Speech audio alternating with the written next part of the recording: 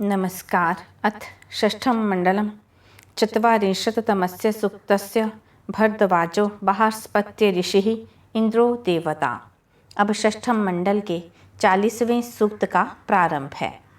इंद्र पिब तुभ्यम सुतो मदा याव स्य हरि वि मुचा सखाया उत प्र गाय गण आ निषद्ध्या था यज्ञाय गृणते वयो थाहा। हे इंद्र, आपके आनंद के लिए उत्तम संस्कारों के द्वारा उत्पन्न यह सोमरस है। मित्र के समान दोनों अश्वों को रथ से खोलिए और मुक्त करिए। हमें इस प्रकार से प्रेरित करिए कि हम विद्वानों के समूह में स्थित होकर आपका गायन कर सकें। तदंतर यज्ञ के लिए स्तुति करने वाले को अन्न एवं जीवन से प्रदान करिए। अस्य पिब यस्य जज्ञान इंद्र मदाय कृतवे अपिबो विरप्शिन् तमु ते गावो नर आपो अद्रिहि इंदुम समहयन पीतये सम अस्मै।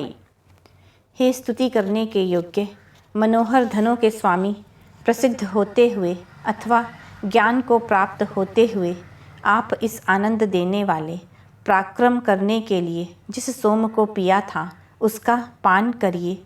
उसी सोम रस के लिए मनुष्य गौओं के दुग्ध, जल तथा पत्थर को आपके पान हेतु सोमरस को बनाने के लिए ही लाए हैं। समिद्धे अग्नौ सुत इंद्र सोम आ त्वा वहन्तु हरियो वहिष्ठाः त्वा यता मनसा जुह्वीम इंद्रा व्याहि सुविताय महे नः। अग्नि के प्रदीप्त होने पर तथा सोम का रस उत्पन्न होने पर हे इंद्र, आपको रथ में संयुक्त हुए अश्व यज्ञ की ओर ले आएं। आपकी ओर अपने हृदय को प्रेरित करने वाले हम जन आपको बारंबार पुकारते हैं। हे इंद्र, हमारे विशेष कल्याण के लिए यहाँ आइए। आ याहि शश्वत उषता ययाथ इंद्र महामनसा सोम पेयम उपब्रह्माणि शृणव इमा नो यथा ते यज्ञस्तन्वे वयोथात।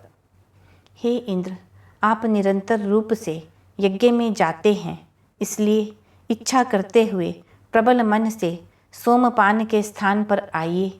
हमारे इन ज्ञान से पूर्ण स्तोत्रों का समीप से श्रवण करिए। तत्पश्चात यज्ञ का कर्ता आपके शरीर तथा आयु के लिए सोमरस प्रदान करता है। यत् इंद्र दिवि पार्ये यत् ऋधक यत् त्वा स्वे सदने यत्र वासी अतो नो यज्ञम अवसे नियुक्तवान सजोषाः पाहि गिर्वणो मरुद्भिः।